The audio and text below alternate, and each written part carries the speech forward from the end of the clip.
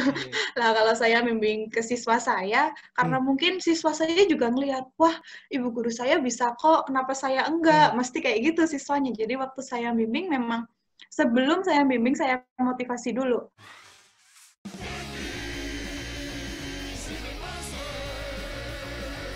Belum nonton, jangan lupa klik subscribe. Sobat Ngopi, ketemu lagi di Ngopi Talk. Kali ini kita bersama Ibu Iis Yuliani. Beliau adalah seorang tenaga pengajar dan pendidik di sebuah SMK. Dan beliau sangat berprestasi secara pribadi maupun sebagai pembimbing di sekolah gitu ya. Nah, hari ini kita akan mewawancarai beliau dan kita sapa bersama. Hai Bu Iis, kabar? Halo, alhamdulillah luar biasa. Ya, Bu Iis kesibukannya apa aja nih sekarang sebagai guru eh, terus Paling atau kalau pagi ngajar ya Mas, biasa kalau Mm-mm. guru ngajar, kalau malam nyiapin bahan ajar. Karena ngajarnya kan sekarang materinya baru, jadi memang harus Hmm. belajar terus gitu. Hmm. Eh, boleh tahu background Bu Iis kuliah di jurusan apa, Bu? Saya dulu lulusan dari Universitas Negeri Semarang, jurusan Pendidikan Teknik Informatika dan Komputer.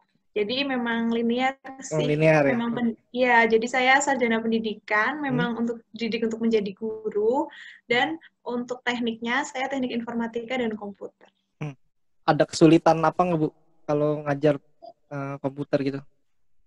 Kesulitannya biasanya terutama nih paling kalau ngajar kelas 10 itu yang paling susah kalau menurut saya ya. Hmm. Karena kan kita ngajar nih Hmm. dari dia SMP yang nggak tahu apa-apa, Hmm. masuk ke SMK yang RPL harus ngoding, itu kayak ibaratnya gini banget gitu loh. Yang bener-bener awam, langsung dia diajarin untuk coding itu gini banget. Jadi effortnya memang luar biasa kalau mengenalkan coding ke anak yang tadinya nggak tahu jadi tahu, itu memang luar biasa. Tapi untuk saya sendiri, saya memang pernah ngajar dari kelas 10, 11, dan 12. Hmm. Kalau udah sekarang saya ngajar di kelas 12, untuk kelas 12 sendiri sih udah enak, karena dasar-dasarnya udah tahu, jadi tinggal pengembangannya aja sih. Hmm. Oke. Yang paling seru sepengalaman Bu Is sama mengajar itu ketika ngajar apa gitu, terus yang paling berkesan untuk Bu Is pernah? Yang paling berkesan saya dites sama siswa, Mas. Waduh. Jadi saya biasakan kalau ngajar itu setiap akhir itu setiap pertemuan itu pasti saya kasih proyek kecil gitu loh, proyek Hmm. kecil. Misalnya materinya kalau sekarang itu kan kayak buat kelas gitu kan, buat kelas nanti dia suruh bikin aplikasi dengan kelas kayak gitu. Hmm. Setiap ada materi pasti ada tugas, setiap materi tugas. Lah di situ mungkin dia itu anak LKS gitu kan udah expert gitu ya, apalagi Hmm. kelas 12 terus dia LKS, dia mencoba untuk ngetes saya, Bu, ini punya saya error, Bu. Kalau Ibu bisa nyelesain ini, saya akui Ibu hebat. Dan Alhamdulillah bisa. LKS itu lomba kompetensi siswa ya, LKS. Iya, lomba kompetensi siswa yang ibaratnya itu lomba paling bergengsi di SMK gitu. Lucu juga nih, siswanya mau ngetes gurunya. Cuma kasihan Mas, kalau misalnya saya juga takut itu, aduh aku Eh, dites bisa nih, kalau nggak bisa, waduh pamorku sebagai guru Aduh. hancur gitu. Eh, terus saat pandemi gini Bu ada kendala nggak? Terus dari Bu sendiri punya solusi apa nih saat menghadapi kendala-kendala waktu pandemi begini? Iya, jadi kan saya sendiri kan ngajarnya coding ya. Hmm. Saya ngajar coding, biasanya ngajarnya di kelas, live gitu kan, live. Anak-anak ngetik, kalau ada yang error, Bu, ini error. Saya datengin, benerin, bisa. Hmm. Gitu kan, kayak gitu terus. Lah sekarang, anak belajar sendiri-sendiri. Temennya biasanya bantuin, nggak ada sekarang.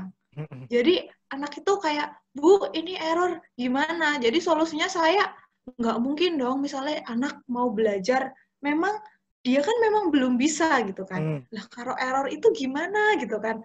Pasti bingung juga, anak pasti bingung kalau dia lagi ngerjain tugas terus tiba-tiba error, itu bingung. Yang ditanya siapa? Ya pasti yang ditanya pertama nggak mungkin dia tanya ke gurunya, pasti tanya teman dekatnya dulu yang Hmm. udah bisa.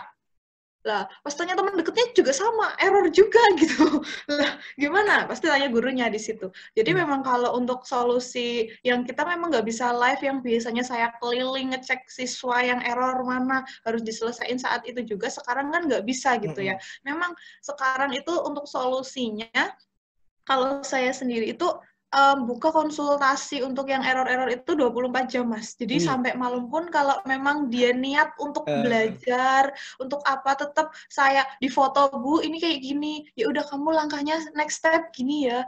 Bu, ini udah ini gimana. Jadi terus gitu. Jadi WA-nya tuh dari anak setiap hari, kalau memang itu tugasnya agak berat, setiap hari ada. Tapi kalau gampang sih, alhamdulillah, paling cuma 1-2 udah selesai. hmm. Ini luar biasa loh, effortnya 24 jam. Nih, seru-seru.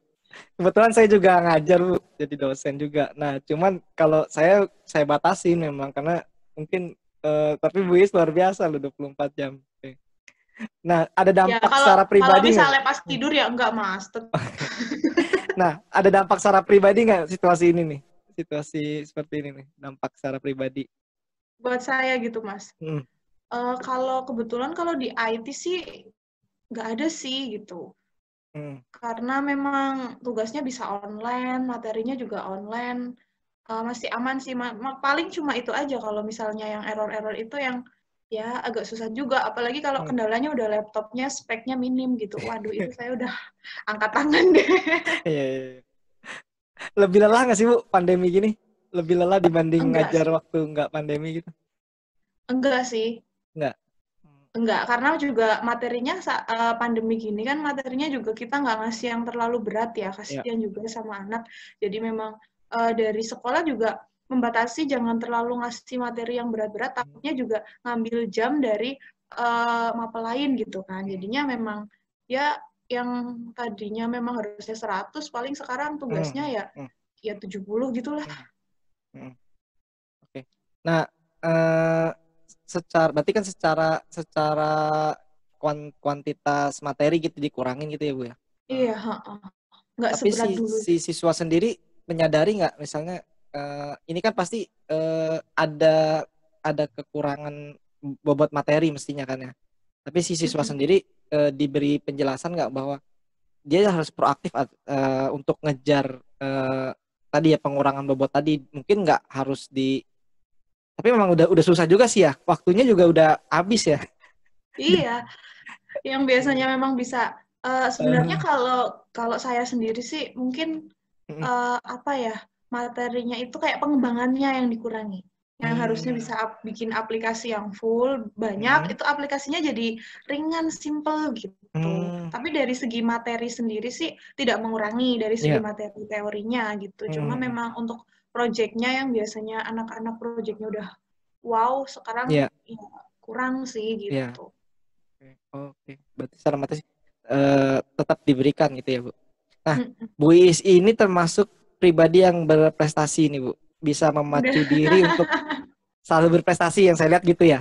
Nah, terakhir yang saya tahu nih, Bu Iis menang lomba desain masker gitu, se-Banyumas. Nah, bisa cerita nggak, Bu nih, gimana pengalaman dan prestasi-prestasi Bu Iis? Itu iseng aja sebenarnya ya, Hmm. karena sebenarnya kan iseng ada lomba masker Hmm. gitulah. Kebetulan di rumah tuh ada mesin jahit tuh nganggur gitu. Memang saya Oke. memang dulu memang niat beli mesin jahit, niatnya kan buat iseng-iseng kayak Hmm. gitu. Kebetulan ada lomba masker, ya udah deh Hmm. ikutan aja daripada mesin jahitnya nganggur. Hmm. Akhirnya beli kain. Hmm. Cuma kan karena mungkin udah biasa ikut lomba gitu ya, Hmm. kira-kira nih temanya apa ya? Temanya Banyumas. Ya udah bikin yang Banyumas banget aja kayak gitu. Ya Hmm. udah cuma gitu aja sih. Terus tahu-tahu dihubungin Hmm. di Instagram. Selamat menang. Loh, kaget juga. Lebih kaget lagi waktu di WA. Iya. Besok pagi jam 8 harus sampai ke pendopo karena yang menyerahkan itu adalah bupati penyerahan hadiahnya. Waduh, aku harus gimana nih? Iya. Tapi mundur ke belakang juga ada prestasi lain kan, setahu saya nih Bu Iis termasuk yang Dari selama ngajar gitu ya, Mas? ya selama mengajar atau selama mungkin pernah ikut lomba apa gitu. Saya tahunya Bu Iis nih lumayan bisa memacu. Kalau selama saya ngajar itu Hmm. ada mundur gitu ya. Iya. Sebelum lomba masker itu saya dari di sekolah aja sih alhamdulillah dapat guru terbaik di sekolah Wih. gitu. Terus mundur lagi Eh, alhamdulillah juara 1 IDIET Yayasan Pendidikan Telkom. hmm. Terus mundur lagi juara 2 guru berprestasi tingkat nasional Yayasan Pendidikan Telkom. Luar biasa. Iya.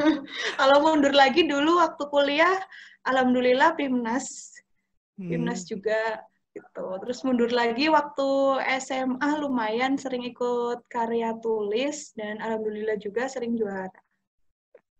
Luar biasa, Bu. Nah, ini terus sekarang mendampingi siswa juga berprestasi nih. Jadi siswanya sendiri bisa berprestasi. Sebenarnya motivasi dorongan berprestasi ini muncul dari sendiri atau ada inspirasi atau gimana? Kok terus bisa juga menularkan ke para siswa gitu? Ini bagaimana caranya itu, Bu? Kalau saya sendiri, kalau pengen jadi juara ya memang dari diri saya sendiri gitu ya Hmm. Mas. Sebenarnya memang niatnya dari dulu tuh ikut lomba ya iseng-iseng aja. Juara ya alhamdulillah, enggak ya nggak apa-apa. Cuma kalau bisa ya juara kayak gitu. Ya. Iya. Lah kalau saya membimbing ke siswa saya, Hmm. karena mungkin siswa saya juga ngelihat, wah ibu guru saya bisa kok, kenapa saya Hmm. enggak? Mesti kayak gitu siswanya. Jadi waktu saya bimbing memang sebelum saya bimbing saya motivasi dulu. Kamu Hmm. ikut lomba ini mau jadi juara enggak? Kayak gitu. Hmm. Ya mau Bu, ya kalau mau kamu niatin jadi juara. Gitu. Ya udah Iya. cuma gitu aja jadinya. Terus biasanya kalau lomba gitu kan, Hmm. kalau saya gitu ya, Hmm. pengalaman saya itu kan pasti yang dilihat pertama itu adalah look-nya. Iya. Jadi kalau saya sendiri gitu ya, memang saya nggak tahu kenapa gitu. Saya lihat tuh pertama di lomba itu saya maksimalin di look-nya. Jadi anak-anak tuh kalau mau lomba penampilan harus nomor 1. Pasti juri ngeliat, wah penampilannya udah keren nih, kayak gitu.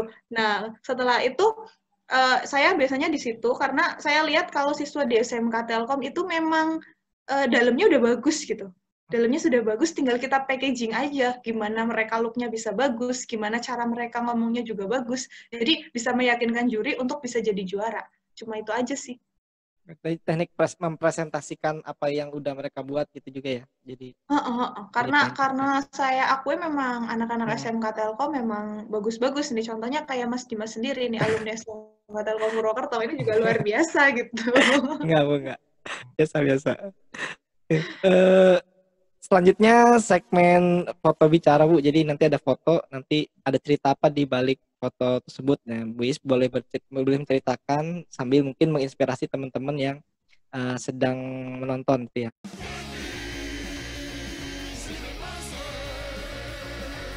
Oke, ya ini yang terbaru nih ya, yang kemarin. Ya. Nah, silakan diceritakan, Bu. Ya ini waktu saya menang lomba masker ya, ini langsung hadiah langsung diberikan oleh Bapak Bupati Banyumas. Ini katanya di ruang Joko Kaiman gitu. Joko Kaiman itu katanya itu Bupati Banyumas pertama. Nah, katanya yang bisa masuk ruangan ini adalah para juara, katanya Hmm. gitu. Jadi kalau yang nggak juara katanya nggak bisa masuk kayak gitu. Jadi saya Ya. juga nggak ngerti gitu. Saya coba-coba datang, silahkan masuk di ruang Joko Kaiman. Katanya ruangan sang juara. Wah, kalau nggak juara nggak bisa masuk sini. Oh berarti saya beruntung bisa masuk ruangan tersebut. Desain maskernya teman-teman bisa lihat di Instagramnya Bu Iis ya, di Oh ya, @iis_yuliani. Jadi teman-teman bisa lihat di situ yang desain yang Bu Iis ikutkan di lomba ini. Menarik sih. Terus tanggapan dari teman atau keluarga Bu Iis bisa. oh iya. Kalau dari keluarga karena udah biasa gitu ya, biasa aja sih. Yeay. Cuma ngomong Eh, menang, dapat uang, dapat ya udah. Terus habis itu makan-makan udah. Kalau Oke, dari oke. temen, yang ini, wah ini Ibu Iis kan guru komputer ya, Iya. kok malah lomba menang masker yang dijahit dan bener-bener bukan jurusannya banget gitu sih malah kalau temen-temennya. Iya. Oke. Kita Paling ke itu aja kalau dari foto ini. Terus waktu foto ini nih eh, ceritanya saya masuk kan ditanya. hmm, Ini maskernya Mbak, iya kan yang saya kumpulin sama yang saya pakai itu hmm, beda. Hmm. Nah, jadi yang saya pakai itu, saya memang malam-malam tuh di WA, besok pagi suruh ketemu Bapak Bupati. Saya sore-sore gitu ya. Saya langsung beli bahan untuk bikin masker buat ketemu Bapak Bupati, karena saya nggak punya masker yang bagus gitu. Karena masker yang menang mau dikumpulin, dan aku harus bikin tuh. Aku bikinlah masker yang saya pakai itu. Malah dibikin, Mbak itu yang dipakai bagus juga gitu. Luar biasa. Ini masker limited edition ini. Waduh. Tapi saya nggak cerita, saya bikin tadi malam Pak, saya nggak cerita, nggak berani, nggak enak. Terus habis itu ditanya lagi, Mbak profesinya apa? Saya bilang guru di mana? Di SMK Telkom. Ngajar apa gitu kan? Ngajar tata busana. Enggak, saya ngajar komputer. Loh, kok bisa bikin yang kayak gini-gini? Apa punya butik? Enggak. Ini perlu diaminin Bu, mungkin nextnya bisa jadi ide. Bisa jadi sih. Didoain sama sang bupati gitu ya. Kita amin sama-sama. Nah, ini untuk berikutnya ya ini. Ini grand final lomba website application tingkat nasional. Nah, ini boleh cerita nih Bu, tahun 2018 ya. Iya, kalau yang ini kan grand final lomba website application tingkat nasional. Ini sebenarnya yang dibikin anak-anak ini, bukan saya yang lomba, tapi anak-anak. Cuma memang anak-anak itu nggak cuma website yang dibuat di lomba ini. Nah, waktu itu anak-anaknya tuh bikin VR. Oh, ya. Bikin VR yang ya bisa waktu itu tata surya apa. Jadi ini memang kolaborasi antara yang 3D apa ya, modeling sama website gitu di sini. Jadi memang bisa sampai grand final itu karena memang kita memang lain daripada yang lain. Yang lain hanya bikin website biasa. Di sini kita perpaduan antara multimedia ya, antara 3D modeling dengan website gitu. Dan alhamdulillah waktu itu memang belum juara 1 sih, tapi juara 2 gitu untuk lomba ini. Ya, ini idenya bagus juga sih, website dengan 3D modeling. Jadi kayak bikin museum. Sekarang museum kan nggak boleh datang langsung nih, bisa aja bikin website bentuknya museum. Dan di situ ada interaksinya juga. Jadi pakai VR gitu, kita ngekliknya dengan misalnya kita ngangguk itu ngeklik gitu. Jadi memang ada interaksinya, nggak cuma lihat-lihat doang gitu. Itu gitu. Seru. Juara itu saat itu. Juara 2 sih. Juara 2 lumayan Bu. Lumayan, dan anaknya itu sekarang dinyatakan ID kayaknya udah alumni sih. Tapi memang keren. Berikutnya ini LKS nih tadi yang kita sempat singgung-singgung di depan, lomba kompetensi siswa. Nah, ini boleh cerita nih Bu, tingkat nasional ini ya? Iya, lomba yang ini menarik Mas. Saya itu bimbing LKS dari pertama masuk di SMK Telkom, saya tidak pernah membimbing coding Mas. Jadi LKS ini adalah LKS animasi 3 dimensi. Dan kita bisa masuk nasional 5 besar. Nah, ini aslinya bukan nasional, tapi dia itu ASEAN. ASEAN, waktu itu diundanglah kita, alhamdulillah anak SMK Telkom Purwokerto, dia bisa bikin modeling 3D dengan animasinya. Itu sampai tingkat nasional, saya kira memang tingkat nasional, karena saya mendadak banget disuruh datang ke Solo. Waktu itu LKS-nya yang ini online, dan ada yang dari Thailand, kalau nggak salah seperti itu. Cuma karena mungkin kendala terlalu mendadak, yang dari Thailand itu nggak datang. Akhirnya memang kita masuk, di situ tidak ada yang jurusan RPL. Di situ semuanya jurusan animasi. Kalau multimedia itu masih masuk gitu ya. Ini SMK Telkom Purwokerto jurusan RPL. Gitu. Tapi bisa masuk nasional, bahkan sampai 5 besar gitu. Itu menurut saya ini luar biasa gitu. Saya juga kaget. Awalnya juga anak cuma iseng-iseng, ini ada lomba, udah kamu bikin. Iya Bu, saya bikin. Kaget. Saya langsung beliin anaknya. Besok berangkat ya, kemana? Ke Solo. Kok mendadakku? Ya, udah saya belikan tiket. Ya udah, anak berangkat ke sana. Dan di sini kita juga bersyukur gitu. Yang lain itu lombanya di GOR gitu kan. Kalau LKS biasanya di GOR. digor bareng-bareng jadi satu gitu, panas-panasan, paling cuma ada blower gitu ya. Lah yang LKS animasi ini karena dia tingkatnya ASEAN, itu disponsorin. Jadi waktu datang itu udah ada banyak brand yang waktu itu kita nggak cuma animasi ya, tapi augmented reality. Jadi ada brand-brand yang memang dia udah augmented reality di situ jadi sponsor gitu, Mas. Ada Tiny Winnie Bitty. Jadi di situ banyak makanan Tiny Winnie Bitty gratis, ngambil sesukanya. Terus ada Unland, terus ada susu anak kecil gitu. Anak kecil kan biasanya suka tuh yang augmented reality gitu. Nah, di situ memang bagus, dan kita yang khusus untuk yang LKS yang animasi ini, kita ada di hotel. Waktu itu kita di Swiss Bell. Jadi lokasi lombanya di Swiss Bell, kita juga tinggalnya di situ. Jadi memang diakui paling enak gitu. Udah banyak sponsor di hotel, yang lain panas-panasan di gor gitu. Ya, dan hebatnya lagi nih SMK Telkom Purwokerto, itu satu-satunya jurusan RPL, yang lain animasi semua jurusannya. Jadi ini bukan bidang bukan linear dengan apa yang dipelajarin di sekolah, tapi mereka mencoba dan berhasil masuk 5 besar. Luar biasa ini, Bu. Nasional ya.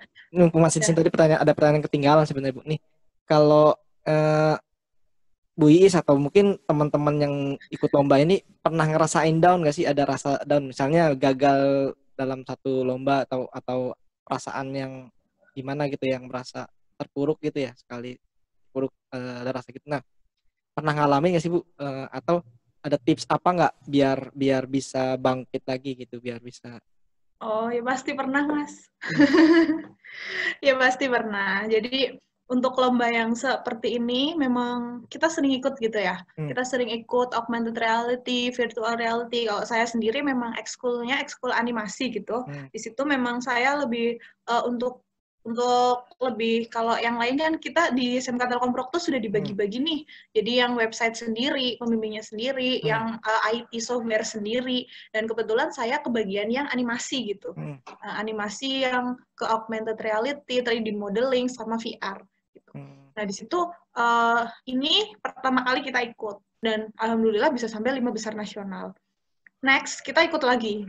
Tapi memang karena melihat kakaknya mungkin sudah bisa gitu, akhirnya kita ikut lagi. Tapi mungkin memang Tuhan belum berkehendak gitu ya, jadi memang belum bisa juara gitu. Padahal kami akui memang bagus gitu. Jadi kami tuh sampai bikin yang kayak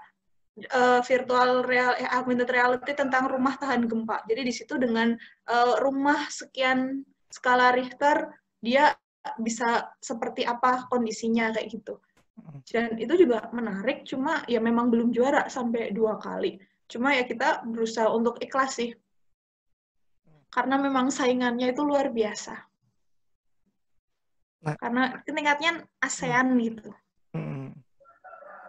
Gimana membesarkan hati itu? Membesarkan hati ya siswanya atau mungkin kita sendiri gitu ketika ngalamin hal gitu. Udah diterima aja, nggak apa-apa, besok cari lomba yang lain gitu aja. Coba lagi gitu ya. Iya, nggak apa-apa, ini kan satu lomba, besok kan masih banyak lomba yang lain lagi. Udah kamu kejar aja lomba yang lain gitu. Dan alhamdulillah anaknya yang ikut lomba itu ikut lomba yang lain, alhamdulillah sih bisa masuk gitu. Ini kalau diterapin di kehidupan nyata juga bisa, artinya kalau kita dalam beberapa situasi mengalami kegagalan ya jangan langsung down gitu ya, Bu. Pasti iya, akan ada kado-kado berikutnya di kehidupan kita gitu ya. Ya, anaknya yang kemarin itu sekarang masih kelas 3 SMK, kemarin juara 3 provinsi untuk 3D game. Oke. Ini milestone-nya terus jalan gitu ya, dia Iya. main luar biasa.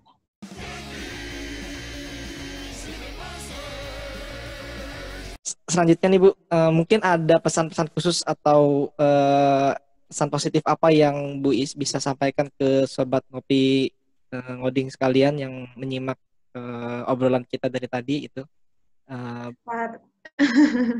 Terima kasih sekali sahabat ngopi coding ya, luar biasa sekali gitu ya. Di sini saya sendiri gitu ya, coding itu nggak cuma harus ngoding gitu ya. Coding itu mungkin orang itu mikir coding itu pusing atau apa, sebenarnya enggak. Dan di sini coding itu sebenarnya ada seninya gitu. Sama kayak kita itu main puzzle. Saat kita main puzzle bisa nyelesain masalah, kita rasanya bahagia banget gitu. Nah, sama kalau di ngoding juga gitu. Lah di sini memang kalau saya sendiri memang saya nggak cuma ngoding aja, tapi saya gabung dengan beberapa modeling gitu. Jadi bisa animasi, baik itu 2 dimensi maupun 3 dimensi. Dan di situ ngoding akan jadi lebih asik, karena kita bisa melihat hasilnya, kayak ada gambar yang bergerak atau apa. Tetap di situ ada codingannya, dan di situ ada seninya. Terima kasih Bu Is waktunya di tengah kesibukannya meluangkan waktu untuk ngobrol bareng kita sore ini. Makasih banyak Bu. Sama-sama Mas Dimas, sukses Ya, Bu terus. Is juga Coding sehat. juga makin Keluarga. banyak subscribernya, makin banyak Amin. viewernya. Amin. Bu Is juga sukses selalu untuk karirnya dan Amin. sehat selalu sekeluarga. Amin. Demikian Sobat Ngopi Ngoding sekalian, kita jumpa lagi di video berikutnya. Jangan lupa like, comment, subscribe. Terima kasih.